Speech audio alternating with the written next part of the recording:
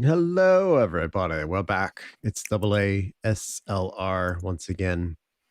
And I'm here with the professionally evil Jennifer Shannon. How you doing, Jennifer? I'm doing good. How about yourself? I'm doing pretty good. I'm watching you panic and sweat just a little bit. So, for anybody wondering, I'm having some technical issues where my API that I set up was working and then it stopped working around the same time that I joined. I was Hmm. hoping to do a live demo on how to get through some of the things that we would look for an API, but you guys might just have to listen to me explain it instead. Well, I guess we'll see what happens. We love doing things live and messing up live. That's everybody loves the crash. Oh, yes, for sure. Yeah, it makes them Uh, feel better when they can see other people have problems too, and it's not just them. oh, and for sure, one of the things that I've definitely learned in this field, always forget how to type whenever anybody's watching me. So, Oh yeah, I had hoped it's originally that I would have some time to maybe do a recording in case this happened because I knew this was gonna happen, but with it being the end of the year, we're just so busy. I haven't had mhm. chance to do it, and I should have. Oh boy. Well, that's all right. We'll get through it. What can you explain to us then? I'm going to So, hand it off to you. okay. So I'm, I guess real quick, a little bit about myself. I'm a senior security consultant here at Secure Ideas. And today, what I want to talk about a little bit is testing APIs. And if I could ever remember what API stands for on the first try, that would be a miracle, but it's the application program interface. And for those who aren't aware, as time goes on, most of our web applications are increasingly becoming just a GUI interface with the backend web application. And a way that I've seen it explained a lot for people who don't know what an API is it's kind of like a kitchen in that if my computer is my kitchen, I have stuff in there to cook some things, but I don't have stuff in there to cook everything, and it's not going to be everything that I want.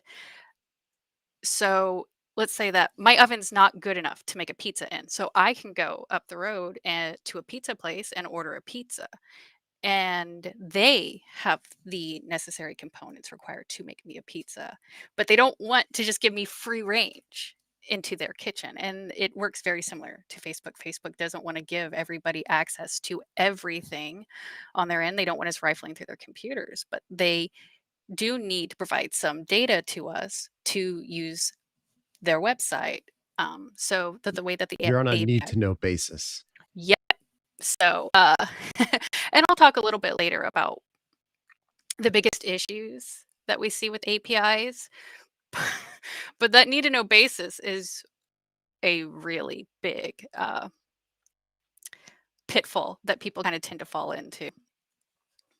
So, yeah, you just make the API call, it goes through, it checks, this, hey, does this person have access to see this? And then it sends you back information.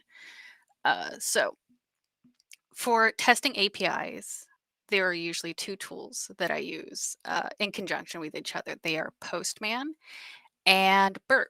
And I've set this up today using Burp Community Suite because I know that not everybody can afford, not everybody has the professional license like I do. And so I didn't want to, I guess, Okay, so we muddy the want to waters. see the screen now.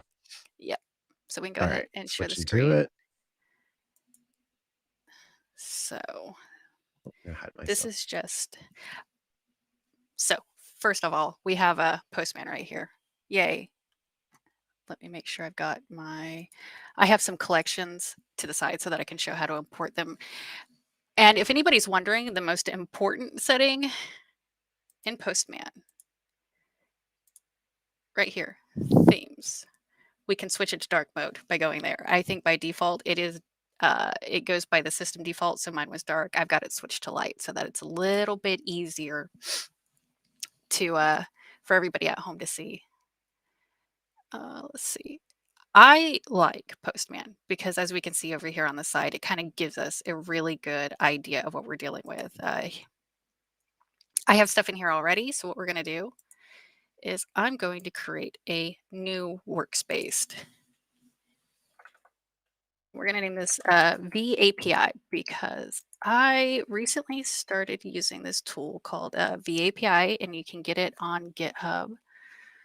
If I can go pull that up real quick.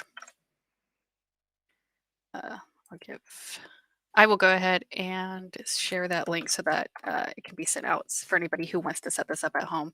It was actually surprisingly easy to set up, and I will go over the setup a little bit, especially the MySQL database part, because maybe people aren't familiar with databases. So generally, whenever I'm setting this up, I kind of want to make everything personal, especially since I'm testing client data. We have non-disclosure agreements. I don't want to accidentally leak client data anywhere. So I try to make sure that everything stays with just me. Let's see. And we can import collections. There's a few different ways to import. Sometimes clients will give us YAMLs or JSON, or they can just give us a Postman collection itself that we can just load up into Postman. We can even do it by link. I tend to do it by just raw text, which you can easily copy and paste.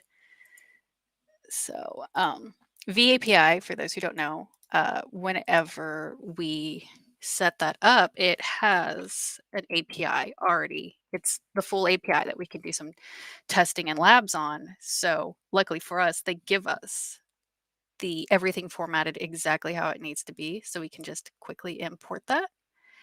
And here we're going to take over the environment name and the VAPI environment. And we can go over here to environments, and we see it's right here. And here we can configure host. We're going to set this to, oh, forgot how to type again. Wow. Can you zoom up the screen text on this? Yeah, I wonder if that is a good question. I am not. Look for the embiggen button.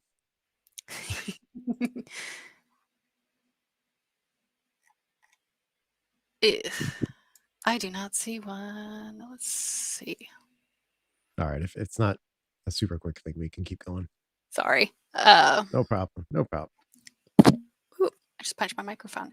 So I put in localhost because whenever we set up the VAPI, it's going to default into localhost. The initial value here is going to say localhost, but we're going to change that to the URL that it's going to end up with. And what this does, once we leave this, it just kind of saves it. If we go back, there are variables that we can set. And whenever we're making the API calls, it's going to call into this.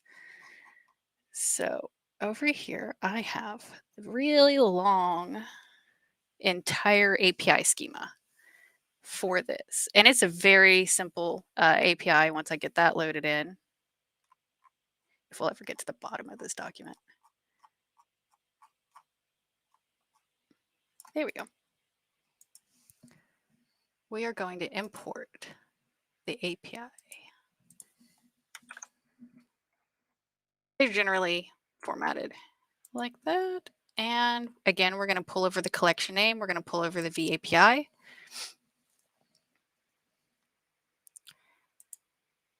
And then we can go into the collections. This is everything we have to work with here. So as we can see, we look here. We're going to go just click on to create user. Since we set this, oh, nope, it didn't want to. So we can add the new variable here. I got a person in chat saying control plus the mouse wheel up will zoom with most things. Yeah, I tried that one. I also tried the control plus. Oh my gosh, now it worked. Now it's working. There we go. A little bit easier to see. Haha. I hope that works in my Kali VM too. Oh, so I'm adding the variable here. So this way, we don't have to keep entering this in later. Host collection. And then we set. And right there at the end, whenever I said for the collection API, basically it's going to keep it from bleeding over into too many other things. And this gives us a pretty good overview of the entire API. We can go through, we can see that they have the different API versions and different APIs included in this, and we can see create user. And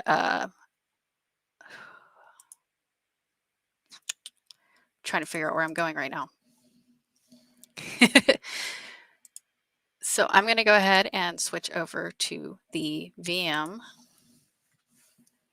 where I have this set up already. I've got it right here. Already set up. And normally what we would like to do is, if we're going to integrate this with Burp, what we would like to do is go to settings. We have the proxy right here. And we would set up the proxy to go through localhost the same way that we have it set up in Burp. So if we pull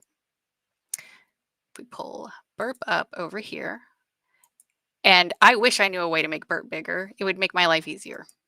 Let's see. No, that just taps through everything I don't need. Okay. So we're going to go over here. Yeah, it was worth a shot. We've got options, and I don't know if you can really see right here. I have my proxy bound to port 8080, and again, it's going to be localhost of 127.0.0.1. There's no place quite like home. And we have intersect. We've got Postman. It's set 127.0.0.1. Haha, there we go. It took a few tries to get it. That's a little bit. So use the system. And I thought this might have been my issue earlier whenever it wasn't. Wasn't completing the request. I like in Postman that you can turn off the needing certificates or not, which, as you may know, with Burp can often be kind of a little bit tricky, especially if you're using it for like a mobile application or something and you have to start moving over certificates and make sure everything's in the right place and loaded. But luckily with Postman, we can generally just ignore that and fly over it.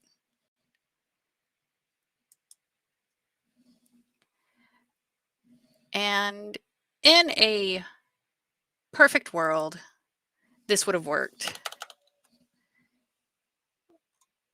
But no, it's just going to hang forever. Got a question. What is the purpose of Burp? So Burp, for those who don't know, this is a really neat pen testing tool. Kind of acts as a proxy. All of my traffic goes through it. So I can very easily, let's see, let's go ahead and open this browser. I'll give you a demonstration of what it'll do real quick. And please be patient with my VM. It is probably at its max. So if it would let me type, that would be great. It's thinking about it. It is thinking very hard right now.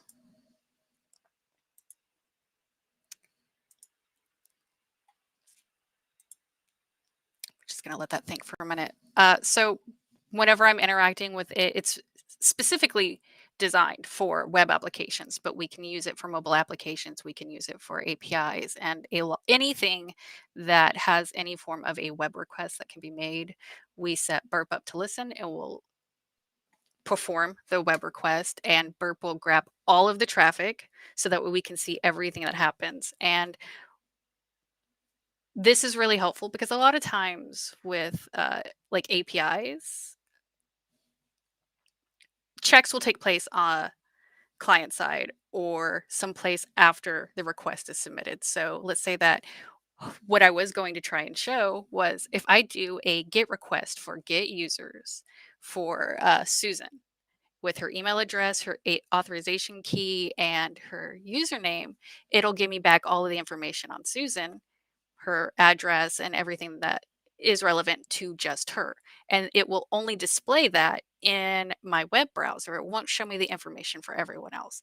But if I do the same request through the repeater tool, which just allows me to replay whatever request I want,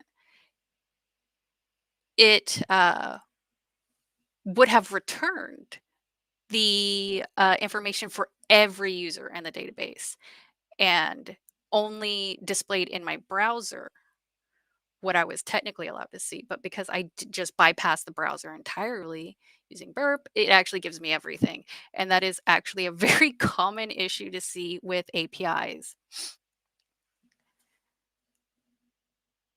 I kind of went on a tangent there. I didn't really answer the Burp thing, did it?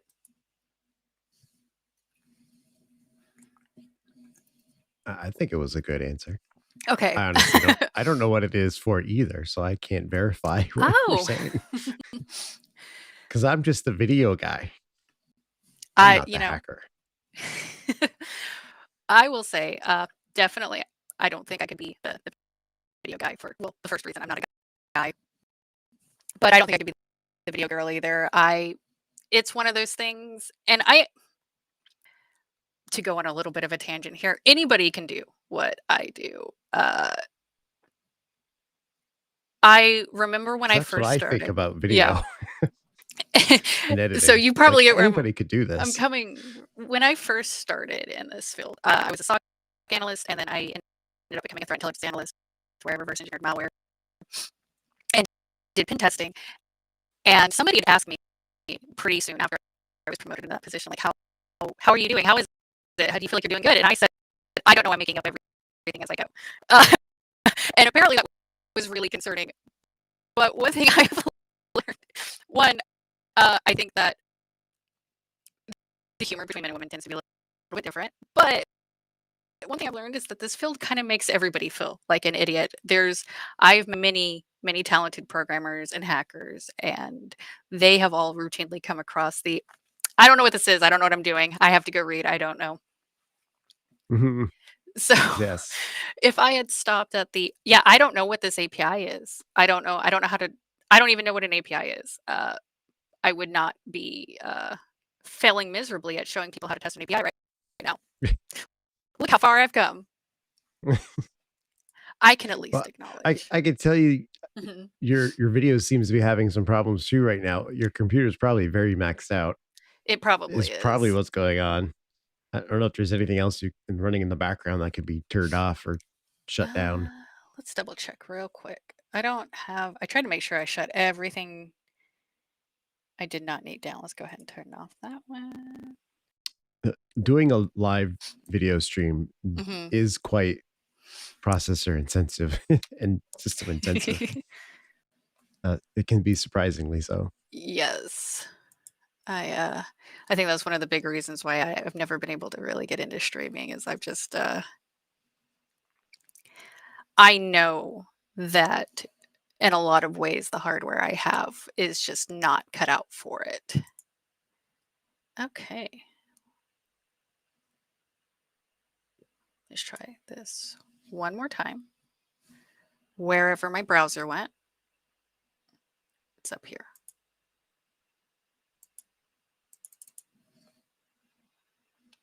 Nope, it hates us. Okay. Oh boy. Well, once we unfreeze, I will go ahead and move on to, there we go. Uh-oh. Oh, there we go. And for anybody who does not know, Burp, I do believe runs with JavaScript. So it is not normally something I would try to run in a VM. But again, I didn't really want to, since I have the professional extension, which just allows automated scanning and some additional tooling. I also did not want to risk any chance of there being any client data. So normally would not be running this in a VM just because I know Burp is actually a very process intensive application to use. But we can go ahead and talk about setting up the VAPI, which is the link that I posted earlier. It is actually super handy. And as we can see, it's up, it's running. It just, it hates me. We can install this using Docker, and I'm not going to execute every single command to do this just because I don't want to install it over what's already installed. I'm gonna paste that link one more time because it's been a little bit. Anybody new? Oh, there we go. The demo gods require another sacrifice. Yes, they do. Yeah. I wonder what I need to, I think that they would probably give me back my firstborn kid. Okay.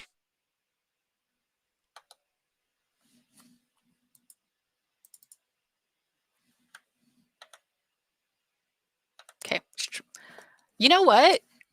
I was trying to make my terminal bigger, and it's increasing the size of my background. That is interesting. We're just Yeah, I gonna, think it's running hard right now. yeah, let's go ahead and downsize all of those.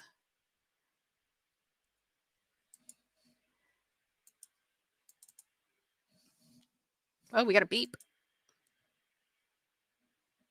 And we're just gonna.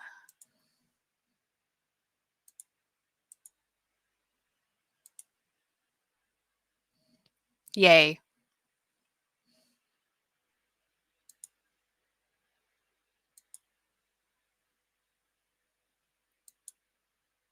Wow. I think it just hard froze. Uh-oh. Let's see.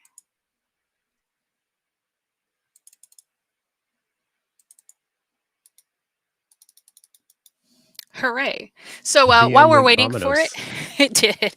So while we're waiting for it, I'll talk a little bit about the OWASP Top 10 project, which for anybody who doesn't know, there is the OWASP Top 10. And I think that when a lot of people hear about it, they assume the web application top 10. They do have another project, which is the top 10 for APIs, and it's a little less popular or known, I guess, just because it's APIs. I think it was last updated in 2019 to my understanding, so it also doesn't get updated as much. The first thing that we kind of look for is broken level authorization, which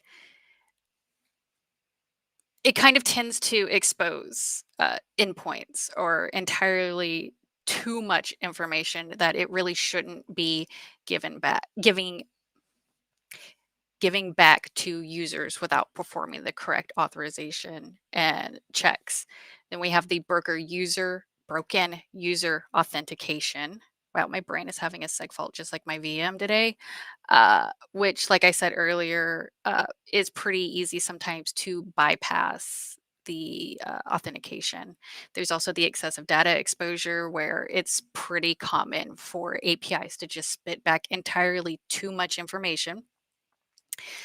We have the improper assets management, which again is really kind of exposing a little bit more for the endpoint and the back end than a web application really needs to be giving to a user. And any information like this could potentially be damaging to a web application or a company, because I think the VM just shut off. It'll We be back. hopefully. Segfault, I got to think for a second. Okay. Any information that can be given out or any information given out that's not what is strictly necessary to use an application can always provide a little bit more information, like an idea of the underlying technologies, which allows us to kind of take that information and do some research and figure out, well, they're running this or they have that, and I see that they have these vulnerabilities. Let's see if they are vulnerable to any of these potential exploits that are already out here. Let's see. I think I did the improper access,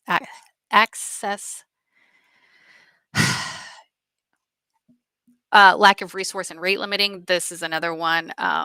It's not as big of an issue as the broken authorization and authentication. And for those who don't know, this is something that I still struggle with to this day. Authorization and authentication, kind of easy to get them mixed up. Authorization is what am I allowed to look at, and the authentication is here's proof that I can look at it. But not as big of a deal as that. We have the lack of resource and rate limiting. when we see that, a lot of times APIs kind of allow us to make a very large number of API calls in a very short time span. Uh, Ideally, you kind of want to limit that as much as possible because it one, if we're not limiting this, it's really easy to accidentally perform a denial of service attack because people can just submit a whole bunch of things at once, take up all of your server resources, and prevent it from giving out information to other people. But it also makes it a lot easier to enumerate information about the backend database and kind of get an idea for how things work. But if rate limiting or resource limiting is put in place, it kind of slows us down. It makes it a lot harder to get there. Then there's also the broken function level authorization. Uh, this is kind of going to play into the authorization part again, where a lot of times APIs have different roles. Somebody who's a regular user like myself doesn't have the need to see the same level of access that an admin would have.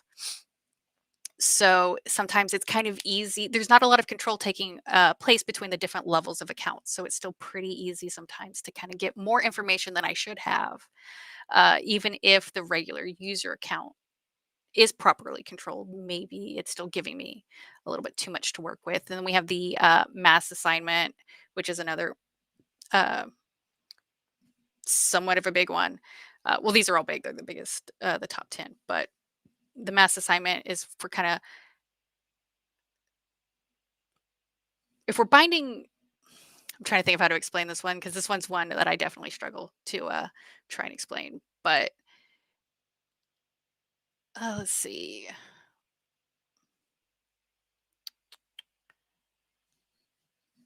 Also, while I'm thinking about it, let's go ahead and try and shut this down real quick and see if we can get it to come back up. Restart, since it hates us. Oh, a lot of times filtering here for the mass assignment kind of takes place on an allow list, and sometimes too many things are put on the allow list. So uh, again, it's going to break down into the authorization versus authentication issues. We have security misconfiguration, which is a very generic thing. It can range from anything to maybe cookies aren't set. Really? Sorry, I don't know if you can see, What is but it saying? it said failed to restart, Oh, that's fun. right? Wow, did I just like entirely murder this VM that I just set up today? That's got to be a record. Vertical I'm 2, 1. particularly good at killing things, by the way. Well, wait, hold up. Killing, breaking technology, not real things, not living things. So Okay, so it's still in my mouse, so it's going to take a second before I get it back while it's booting up. We also have injection flaws, which I think a lot of people would be pretty familiar with. A lot of things that we're kind of look for with APIs is, can I perform a type of command injection such as SQL, especially since the one that we have set up here has a SQL backend that it's pulling data from. So they're usually, if they're going to be susceptible to, oh great, now we're all wonky looking.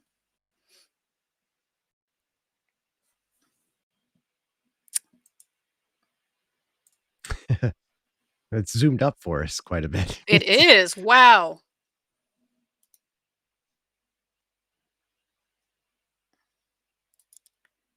Let's,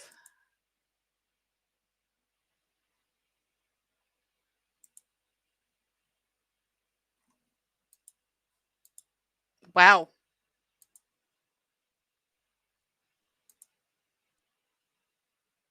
Okay, that's valid, I guess. That is a way to,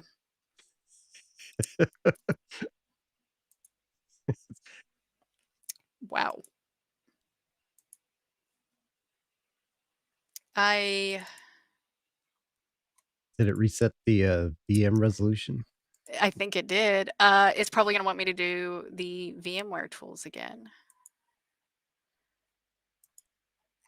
So that's fun.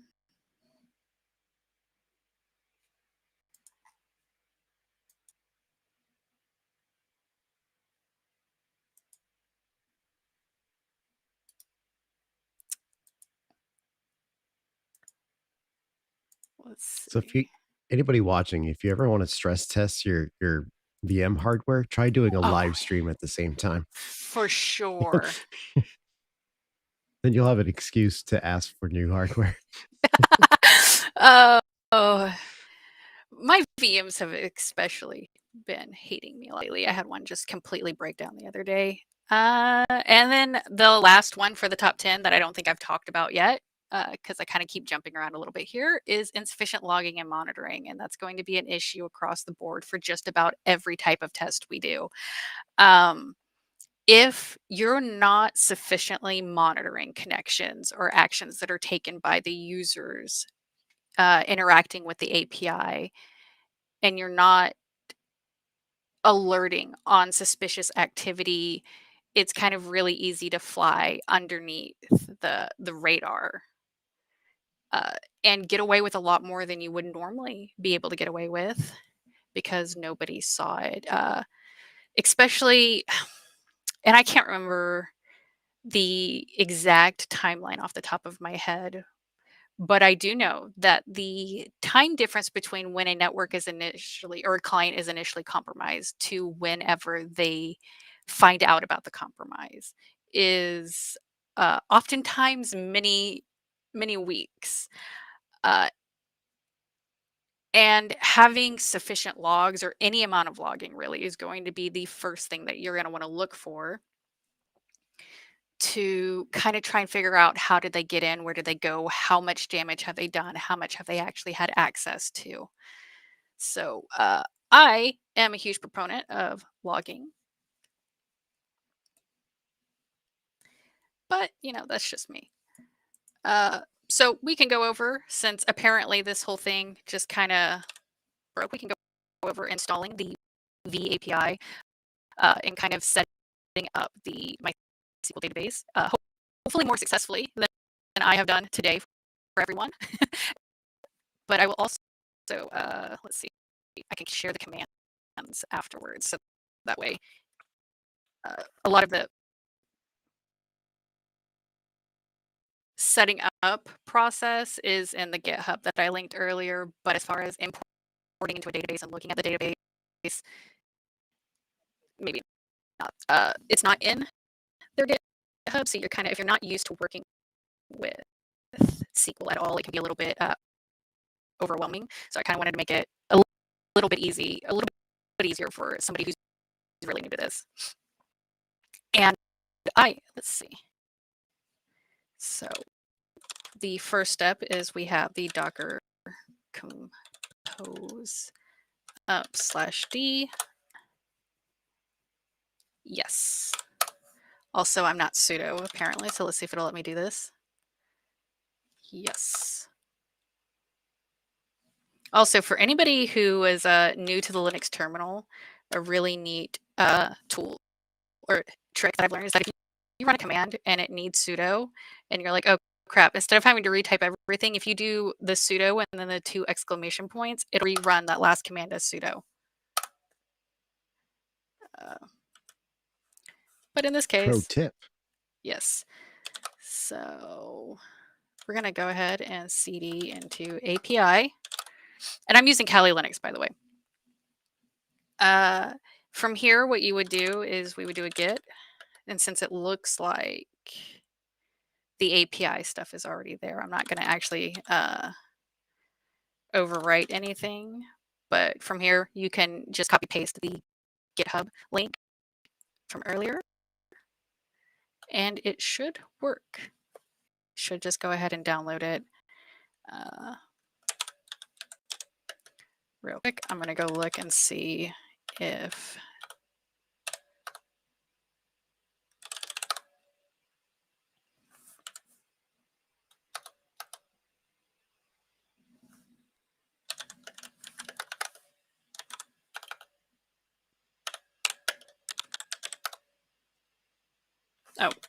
MariaDB.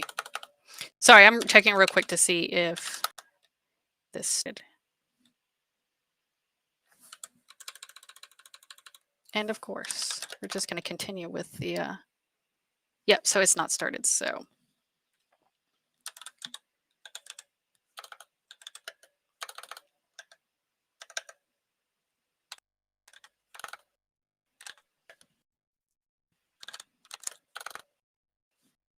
Hooray for learning how to type.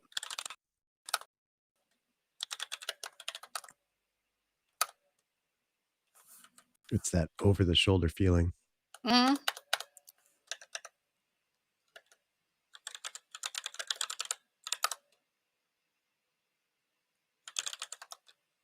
Okay, now let's try. Oh, you know what? Don't ever do what I just did. You didn't see that.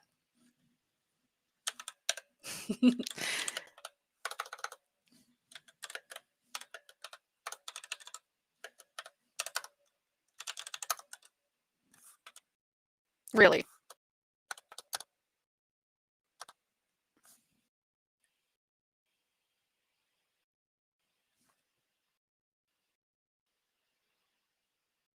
I don't know what that means. Oh, it doesn't want to connect to the.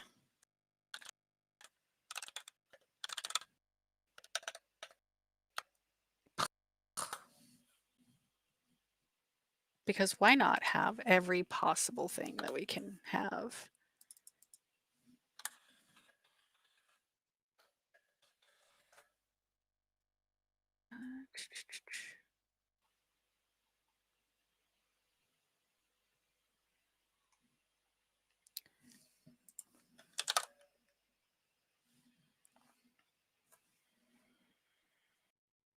And Control-Shift-T opens a new terminal.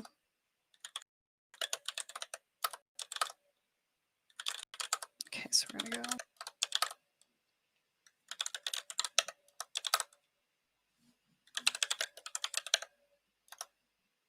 Okay, so I wanted to make sure that there was actually stuff in that database real quick.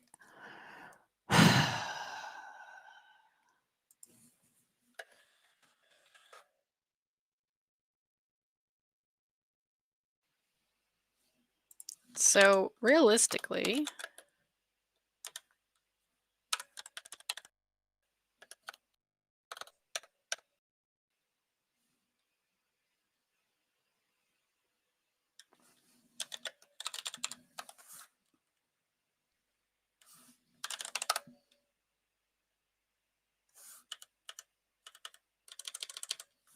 in a perfect world, In a world that is perfect. I don't know why it hates me. Wow. I don't either. I think you're very nice. Thank you. I've never had this much of an issue with SQL because I used to do, of course, nobody will ever believe this, database administration. Not that anybody will ever believe me now. I think we all know just how much the computer is struggling, and we don't blame you. Oh, thank you. I'm going to figure out how to see, and I don't know if anybody plays Dungeons and Dragons or anything like that, but whenever I In this audience, yeah, whenever I have dice that are performing poorly, what I do is I banish them to the Shadow Realm. Oh, sorry, I just saw one of the questions. I will circle back to that, but I will banish them to Shadow Realm, which you can buy like these cool little like display cases because I buy cool looking dice. But if they are rolling poorly, been playing Starts Without Number, I have almost died because I keep rolling ones. So those dice get to go in a display case and never be used again. But unfortunately, I don't know how yet to banish a VM to the Shadow Realm other than just completely overwrite it and make it go away. So I guess that technically counts. So I will do the same share. thing. You put it on a shelf somewhere and then Uh huh. never open it again. Yes. Should do that. So let's see. Somebody was asking about using Burp to interact with the kernel level, I think, or the OS. Yes, that was On JR from a bit yeah, ago. there we go. You know, I'm not too sure about that. Somebody might prove me wrong. As far as I'm aware, there's not a way to do that. If we're going to be looking at uh, OS level things, kind of what we're really going to want to be interacting with to get an idea of what's working there, would probably be debuggers and decompilers like Ghidra or IDA. I can't believe I just forgot IDA. Like, it's not the most popular decompiler out there. Captain So, Crunch said that it is designed specifically for web application yep. pen testing. So doesn't mean it can't do it, but it's Mhm. not built for it. Yeah, I'm always really hesitant to say no, it absolutely can't do that because to the Because best of my ability, someone yeah. could prove everybody wrong and say, Yes. no, I figured it out. Here you go. So, I'm gonna share my commands. I'll share them with you to kind of get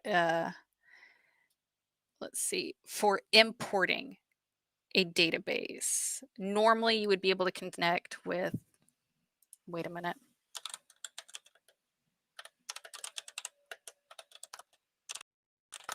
Nope. Okay, sorry. I wanted to make sure that was it.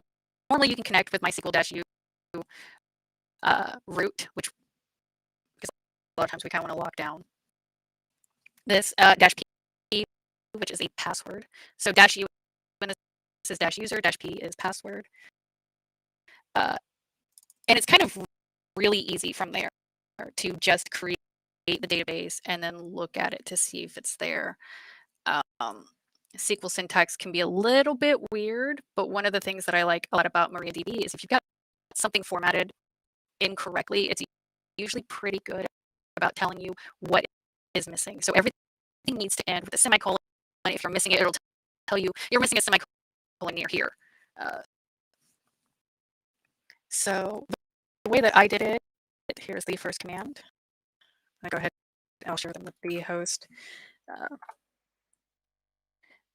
I will copy them over. yes. So we're gonna work with what we can work with. So there, what that does is it creates a database named VAPI. And then if you do the show databases, like that, it will show that it has been successfully created. The next thing that you need to do, and we kind of saw over here that I looked to see if this was here. Let's clear that. We have the VAPI SQL. This is the whole database right there. And if we cat it, which sometimes it can be kind of not pretty, sometimes it can be encoded. Normally in the real world, we kind of want to make sure things are truncated and encoded. It's not clear text like this, but in this case, because we were intending to set up a lab, obviously we had it like this. This just kind of gives it a database schema. It tells it how to set everything up, what tables to build, and all the information to insert into it. And if you go through it, you can kind of get an idea for how it's doing this. We have right here the create table and then the API one users, and then this just gives all of the information that would need to go in there along with the encoding. If we do the show databases, it would show that we have the API one in there already, but it's going to be empty because all we did was we created the database. What we would like to do now is to import the document that I have open right now. We want to import it into the database that we just created. Um, there's a couple of different ways to do this. I will share probably the pretty standard way, but then I'm going to share my favorite way to do it. Let's see. I'm going to wait for that command to pop up quick so that way I can talk a little bit about it, or I can just paste it over here actually, so that way we can see it.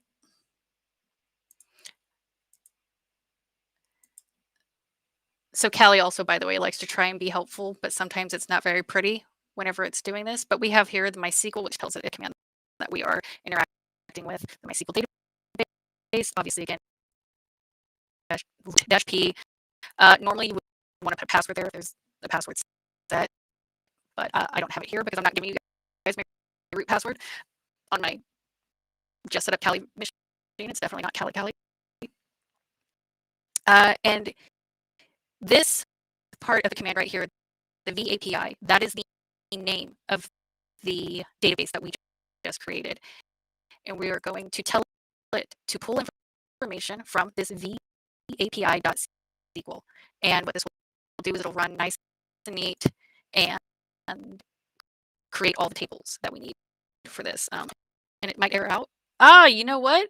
Whenever it restarted, it decided that MySQL wasn't there anymore.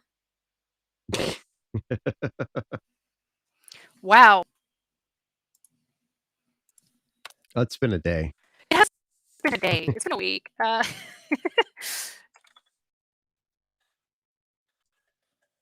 see. I'm not gonna bother trying to get it installed. It's actually pretty easy to do the apt-get install and then service start. And I can't believe I didn't think of that sooner, but we're just gonna go ahead. Try disconnecting your share screen for a minute and let's just do your camera. Yeah. Let's go roll with just on camera and I can copy and Yeah. paste text and you can go that way. Awesome. And hopefully, okay, did it stop sharing? Yes, it's gone. Okay, so Maybe that will free up your computer a little bit. yes, I do believe so. Wow, I just lost the command that I did a little bit ago, but we can do it with the PV API. If we use the PV command, which is one that you'll have to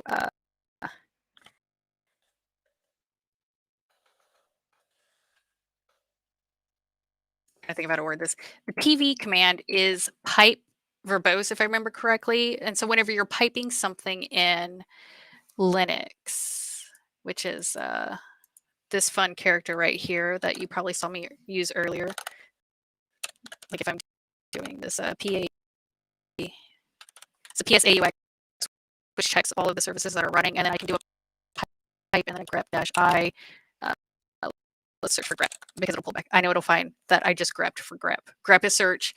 Pipe, basically, you're able to run two parts of a command together. So first thing it did was check the system, and then the pipe, it says, okay, now that we have all of the list of system service or items running right now, let's look through it for the grep. It does one thing, and then it executes the second part of the command on the first part. So if we do the PV in front of that, and I'm gonna have to double check later because I did I'm not not seeing your text yet.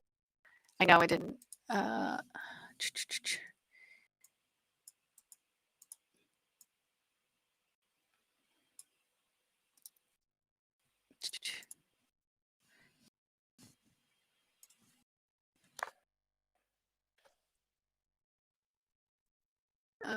Why is it?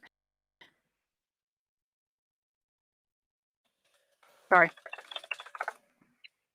I had to think for a second on how to do this. So for PV, we are going to do it PV vapi.sql, which is the name of that. Then we're going to pipe it. And then we don't have tab complete in the message window. And then the DB name. So with that command, basically, it will give you a progress bar. And I like doing it that way because if you just do the first part, the first command, like I said it was, it doesn't provide any output at all. It just runs. And sometimes, especially with larger databases, it can take quite a while for them to actually start loading data. And this was actually something that I ran into earlier whenever I was importing this when I successfully had MariaDB set up. Oh, those were the the best of times. Uh, the file was actually empty, but No, I think we're losing your audio even more than before now. and you know, I went to the office today because it generally has a much more stable connection than my house. I think it might be the computer still. Is it still So, maxed out its resources? uh, it should not be. Let me go make sure that.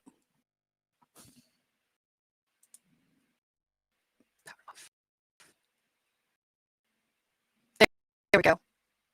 Let's see. I made sure the VM was off. Okay, how's the audio now?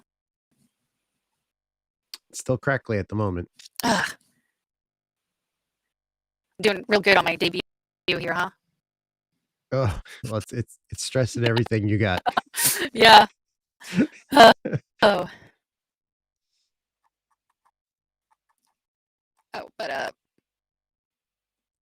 Well, the we're issue coming that up on yeah. 5:30.